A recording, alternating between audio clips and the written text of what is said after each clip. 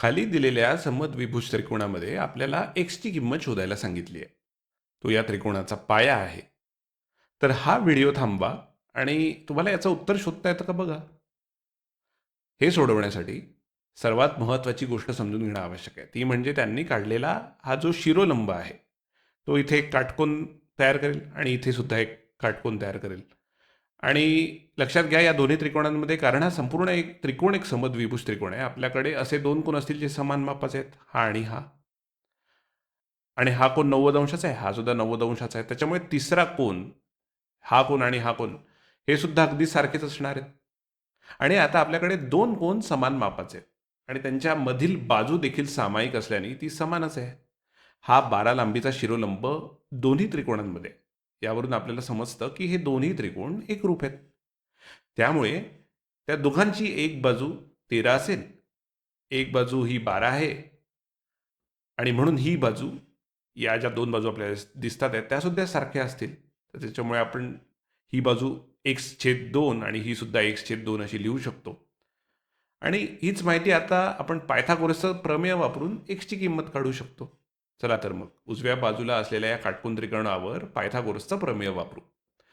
आपण असं लिहू शकतो की x/2 ठीक आहे, x/2 जो या काटकोन त्रिकोणाचा पाया आहे, म्हणजेच ही इकडची बाजू, आपण असं लिहू शकतो की याचा वर्ग अधिक दुसरी बाजू म्हणजेच 12 बरोबर अ, बरोबर या कर्णाचा वर्ग म्हणजे जी बाजू 13 आहे, म्हणजेच बरोबर 13 चा वर्ग.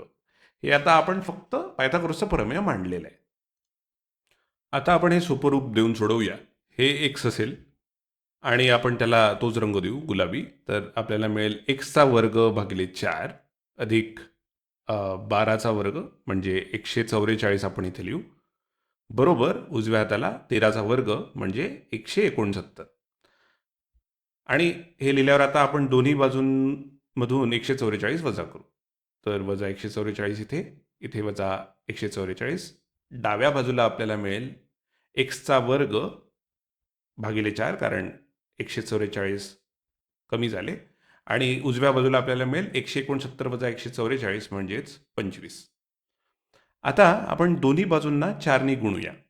4 गुणल्यानंतर 4/4 हे कमी होतील आणि मग उरतील x² बरोबर 25 × 4 म्हणजे 100. आता तुम्ही म्हणाल की याचं जर का वर्गमूळ काढलं तर ऋणात्मक आणि धनात्मक दोन्ही दोन्ही असेल. पण नाही, आपण अंतर बघतोय त्याच्यामुळे आपल्याला फक्त धनात्मकच वर्गमूळ बघावं लागेल. त्याच्यामुळे x बरोबर धनात्मक वर्गमूळ 100चं जे असेल 10. आणि ही ही पूर्ण लांबी आहे x. आता ही x/2 ही त्याची निम्मी लांबी राहील म्हणजे 5. तर आपण हे बघू शकतो की हे जे 5 आहे, खरोखरच आपण 5 चा वर्ग अधिक 12 चा वर्ग केला तर आपल्याला मिळतं 13 चा वर्ग, कारण की हा काटकोन त्रिकोण आहे. आणि 12 चा वर्ग म्हणजे 144 अधिक 5 चा वर्ग 25, दोघांची बेरीज केली तर खरंच आपल्याला 169 मिळतं.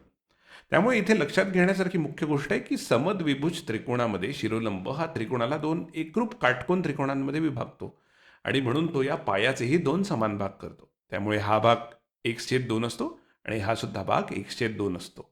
आणि आपण याच माहितीचा आणि पायथागोरसच्या प्रमेयाचा वापर करून एक्सची किंमत शोधली आहे.